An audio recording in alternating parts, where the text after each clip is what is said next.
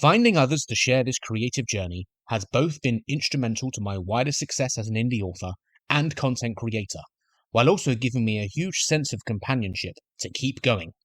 I've said proudly and many times before that I would have given up and just continued writing in obscurity if it wasn't for the many wonderful connections I've made online. This video may be titled Finding 60,000 Twitter Followers, but my efforts are only partly the reason why I've reached that milestone, because it was made by everyone else, finding a reason to follow me. At the very core of my online operations in the day-to-day realm is Twitter. And for me, after 12 plus years in the tweet seat, I've reached 60,000 followers. For someone who started this path as an absolute nobody, that's a rather incredible feat, and probably the ultimate proof that the work I've put in over time has eventually succeeded in reaching others in a positive way. It also affirms that anyone looking to put in the work can also achieve what I've done. I'd even go a step further and say there is nothing particularly special about me, but the dedication I have is probably what stands out. Welcome to a celebration all about my experiences and learning opportunities from reaching 60,000 Twitter followers. For a platform that was going to die many times, according to the hysteria, I've done quite well to reach such a grand number, and orbiting my Twitter presence is my ability to use it to find book sales, paid patrons, blog followers, and probably a huge driver for my wider success, external traffic being directed to all of the above and more.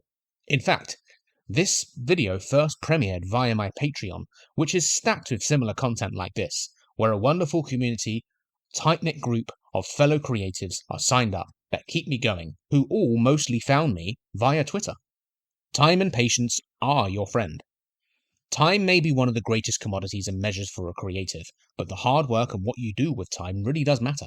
I put in a huge amount of effort to grow as an indie author on social media, and eventually that time, much like the wider craft of writing, I grew, and I found a way to convince a following to join me.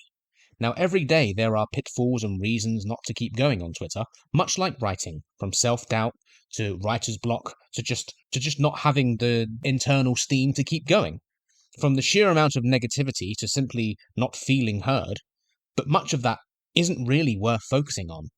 My ability to tune out the bad and focus on the good has been a decent motivator over time to keep going, and the same with my writing. My motivators are based upon small numbers, being able to spend 20 or 30 minutes every day just writing creatively, or even doing a little editing, or even just thinking about what the next thing I'm going to write is.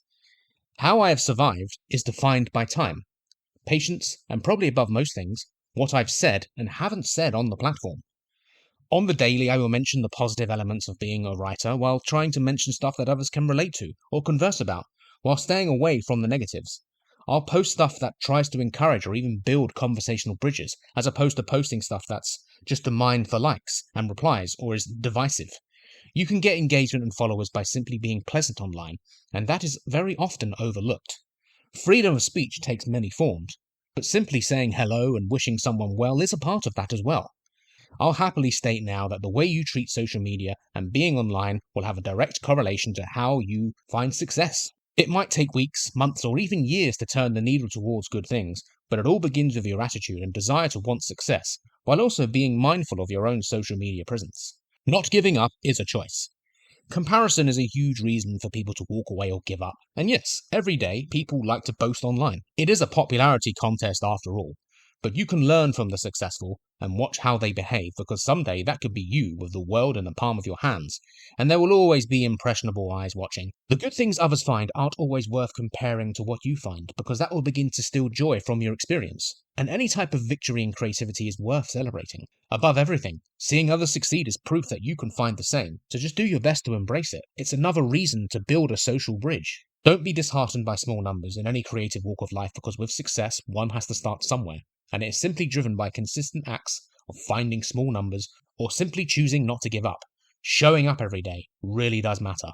And back in 2013, I had a few hundred Twitter followers, and today it is 60,000 because I simply kept going.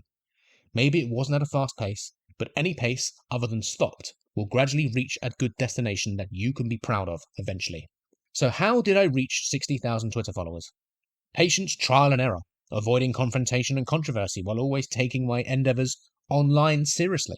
It helps to have a good memory so you can remember what worked previously to drive you forward. Twitter is a constantly moving machine, and so it's okay to say the same thing multiple times, because Much like cliches or tropes, they bring comfort to some readers, and not everyone will see what you say the first time round anyway. The 5 elements have helped me define what makes a tweet work: to inspire, to inform, to entertain, to give value or incentive. If you tweet with intentions that contain some version of those 5 elements, over time you will succeed. You'll find this video doesn't give any real specifics because over the years I've put out a lot of content about Twitter, and for stuff that's more specific, from my recent Twitter Premium and Twitter Blue reviews to something a little more of a deep dive like my multi-episode series of Twitter coaching sessions, you'll find a few things linked below. And yes, I will always refer to it as Twitter because that's what it will always be to me. Every single post I put out starts with one notion: hope.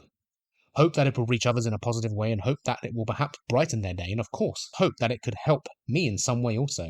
From learning to even a book sale to a paid Patreon and much more. It all begins with hope. To those that have found me and followed me on Twitter, thank you. The Tree Guardian series by Shay Gibson is out now. This video first premiered via my Patreon, which is packed with so many different marketing resources and how-to guides for authors and creatives in the online world.